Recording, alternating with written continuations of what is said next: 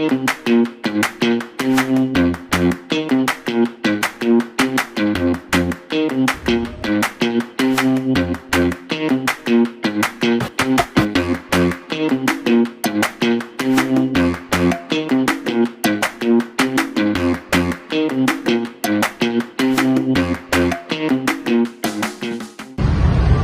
akan menjelaskan tentang Turki Utsmani, dan ini adalah daerah kekuasaan pada saat itu yang dari 1300 hingga 1683.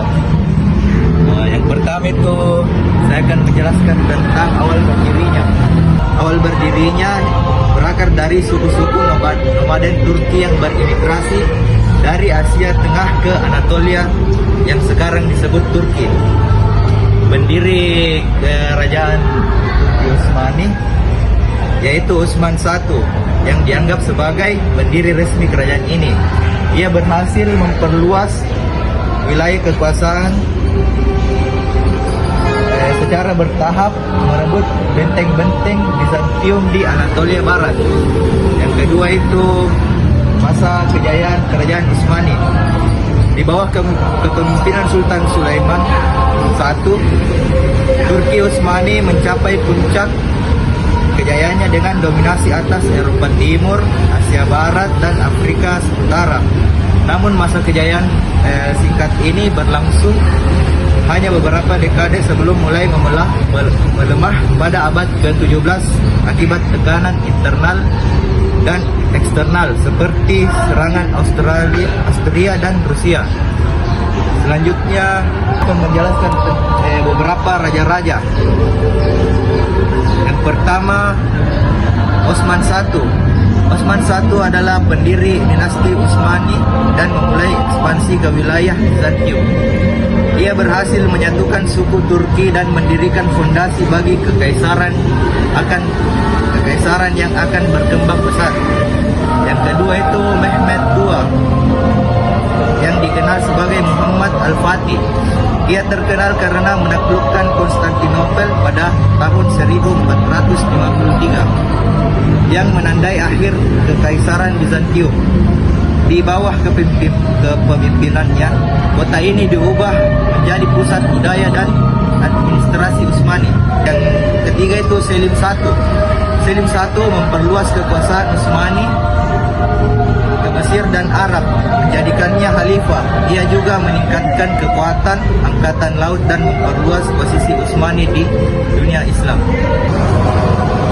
Di sini saya akan melanjutkan raja-raja Turki Utsmani, yaitu Sulaiman I. Tahun pendirinya 1522 hingga 1566. Sulaiman ini membawa kesultanan ke puncak kejayaannya melalui reformasi.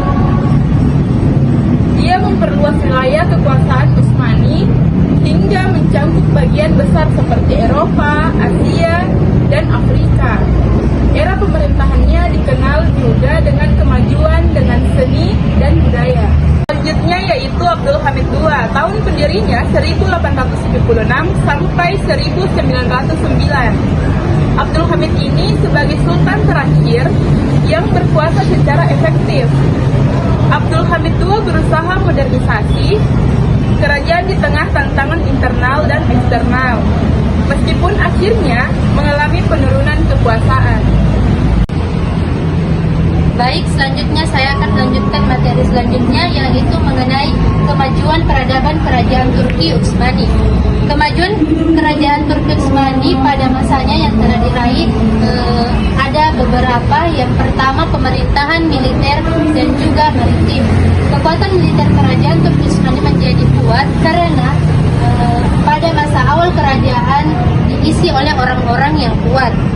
Selain itu pula, kekuatan militer pertama kali menjadi lebih diperhatikan ketika terjadi kontak senjata dengan Eropa. Kerajaan Turki Utsmani selain mementingkan senjata militer dan juga kekuatan kekuasaan yang terbukti mampu menguasai wilayah yang terbukti yang sangat luas baik di Asia, Afrika maupun Eropa. Pada masa Konstantinopel diubah menjadi ibu kota kerajaan Turki Utsmani Istanbul, yang dimana menjadi pusat pelayaran. Selanjutnya yang kedua ada bidang pendidikan serta ilmu pengetahuan teknologi, yang dimana pada masa kerajaan Turki Utsmani terjadi transformasi pendidikan. Pada saat itu sekolah-sekolah didirikan dan perguruan tinggi serta mendirikan fakultas kedokteran serta fakultas hukum. Selain itu, hal tersebut juga muncul sastrawan dengan menyelesaikan studi di luar negeri. Baik, di sini saya akan menjelaskan materi selanjutnya, yaitu faktor-faktor yang mendorong kejayaan Turki Utsmani. Yang pertama yaitu militer yang tangguh. Nah, tentara Janissary, pasukan elit yang terdiri dari anak-anak Kristen yang dikonversi menjadi Islam dan dilatih secara militer menjadi tulang punggung kekuasaan militer Utsmani.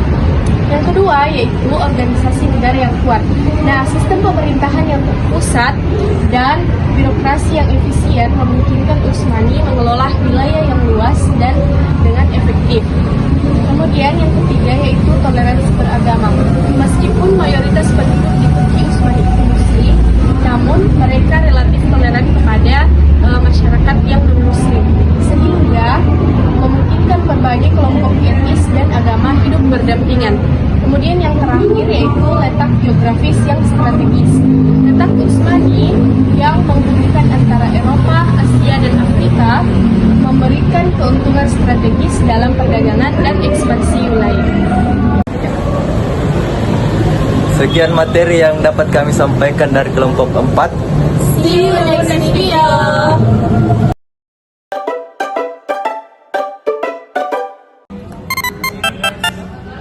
Guys, jadi latar kami itu tuh ada bambu-bambunya guys.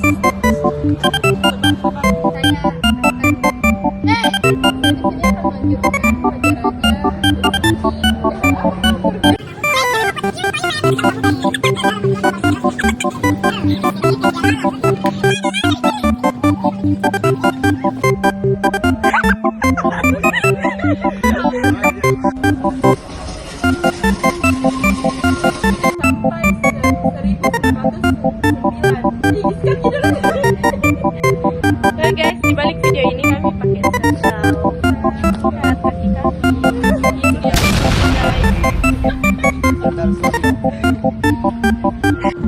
kami.